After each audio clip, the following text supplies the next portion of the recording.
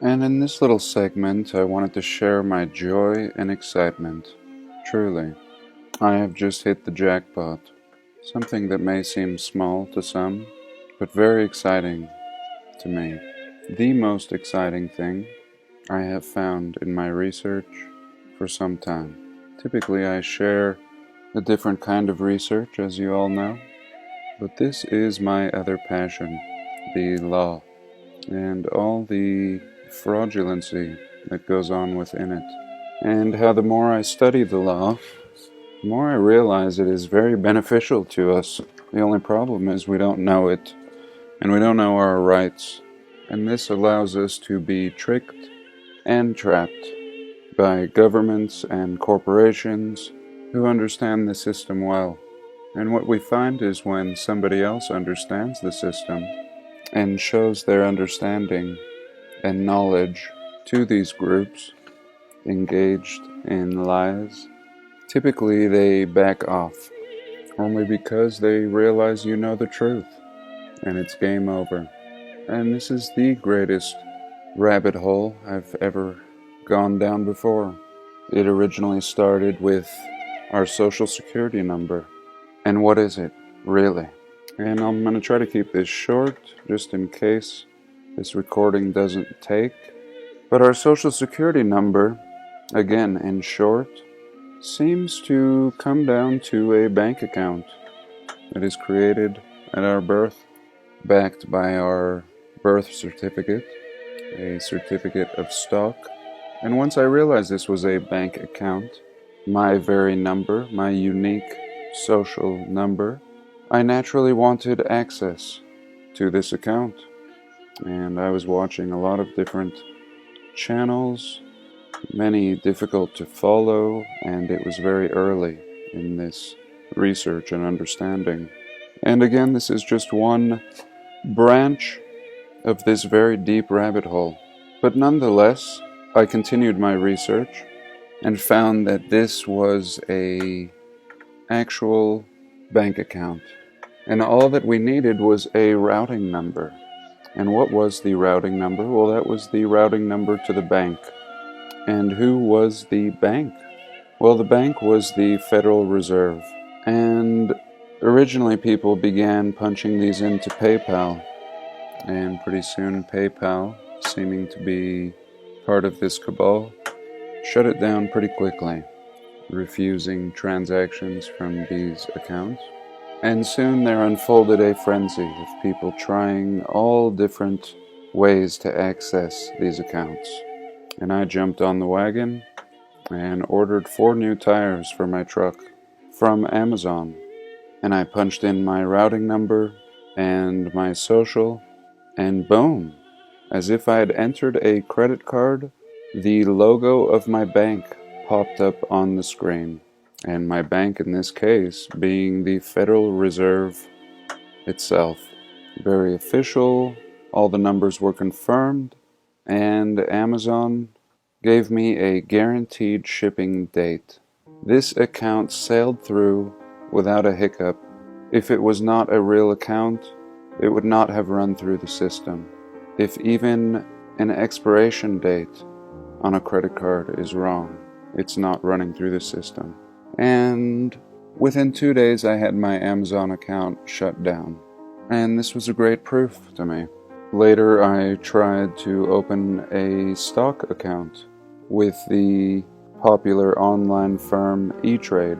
Same thing, my very numbers of Social Security and this routing number to this non-Federal Reserve branch. And once again, boom, accepted. $1,000 in the account. Unfortunately, I did not take a screenshot of this. And being very excited and scared, I did nothing and let the money sit in the account, and it sat there for about 10 days. And finally, it was pulled back out. My account was not closed, but I ended up closing it, not having any desire to dabble in a rigged market. Much more excited about this account that we all have, that is said to have several million at a minimum and I used to watch a fascinating channel, but again very hard to follow. Perhaps 10 minutes of valuable information in a 2-hour video, and one would need to watch dozens just to extract the essential needed information. But in a nutshell, in 1933, give or take, when we went off the gold standard, the United States went bankrupt.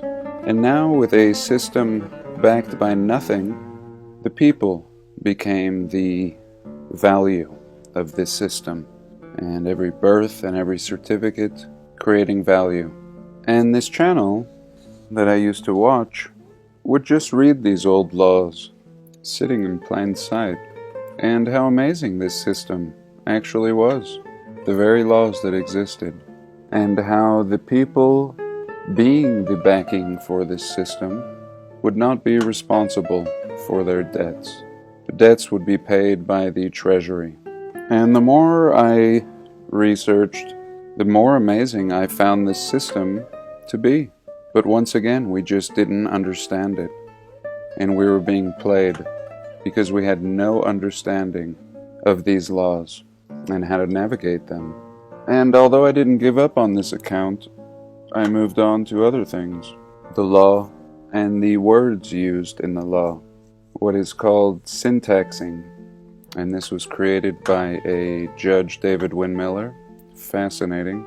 I encourage you to look into his work on the true and false meaning of words, and how everything in this system is based on contract. And if there is any fraudulency or lack of clarity in a contract, the contract is void.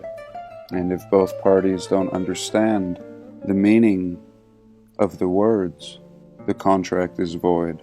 And what I found through this branch of the rabbit hole is almost all contracts are void if they use the language of Babel, which is what we use.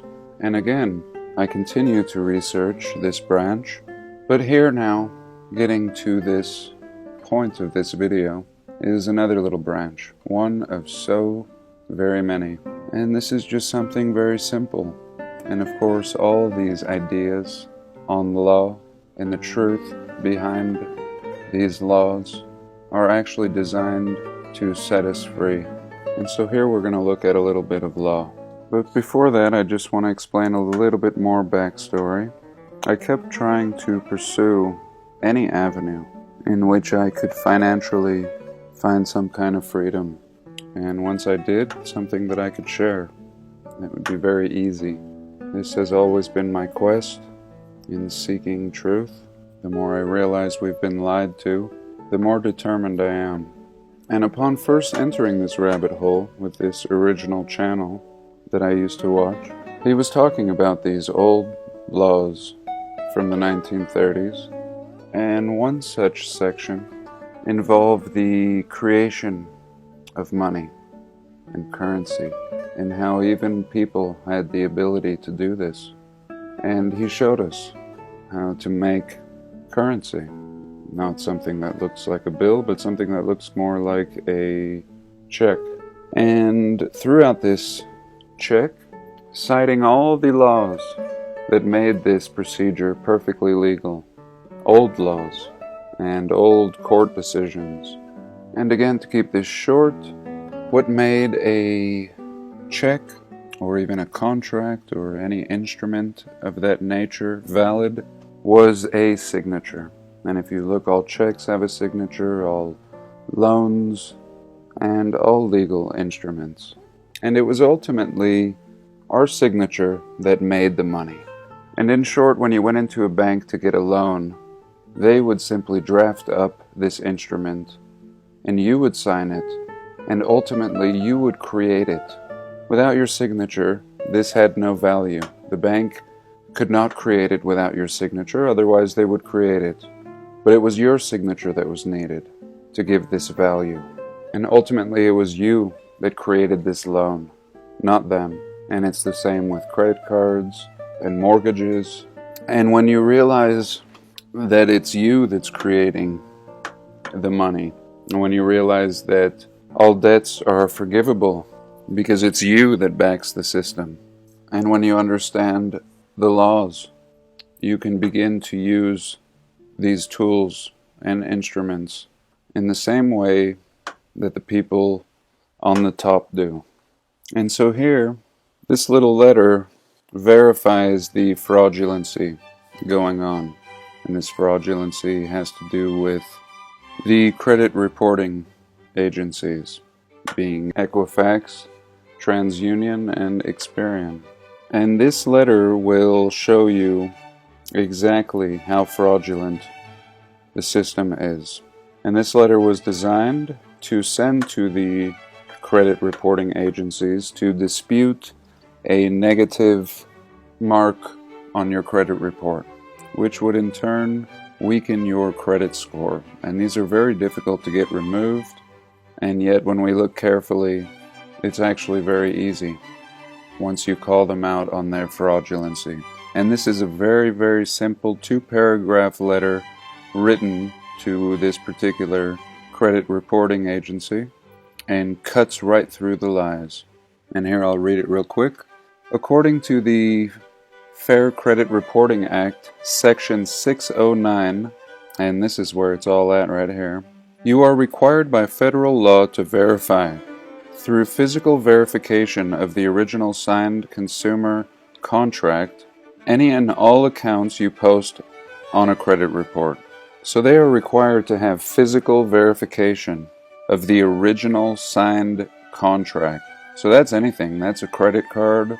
And so what this is saying is that they have to have the original signed document in their hands. The credit reporting agency, in this case Equifax, must have the original signed contract. And the bottom line is this: they don't have it. They could never possibly have every single contract, the original signed document, in some kind of an archive. It would be absolutely impossible in this day and age, and they know it and they just ignore it. And they are violating federal law and this Fair Credit Reporting Act. Otherwise, anyone paying for your reporting services could fax, mail, or email in a fraudulent account. So that's what they're stating, is that there must be verification. And so a lot of people send letters to these companies and these credit reporting agencies disputing the debt itself. And in this particular case, there's no disputing of the debt. There is simply asking for verification. And here we go. Here's the demands. I demand to see verifiable proof, an original consumer contract with my signature on it, that you have on file for all the accounts listed below. Your failure to positively verify these accounts has hurt my ability to obtain credit. Under the Fair Credit Reporting Act, unverified accounts must be removed, and if you are unable to provide me a copy of verifiable proof, you must remove the accounts listed below. And here we go. You list your accounts, and they have 30 days to respond to you. And it's said that some letters may need to be sent back and forth. They will try to resist and intimidate, and yet this is the absolute law, and you stand your ground, and it may take up to 4 of these letters. But ultimately this is game over, and just one little sliver of this monstrous rabbit hole. And now by identifying their fraudulency, this allows us the power to clean our credit at will, to wipe our slate clean, better than filing bankruptcy, as I've mentioned in past videos. And using your imagination, this is a way to tap into the system and the unlimited funds that are available with just this one understanding of the law and how these reporting agencies are abusing it. And that is our power. And that is all for now. I do thank you for joining me. Please leave your comments below. I do hope to continue to share this research as it unfolds. Please like, comment, and subscribe.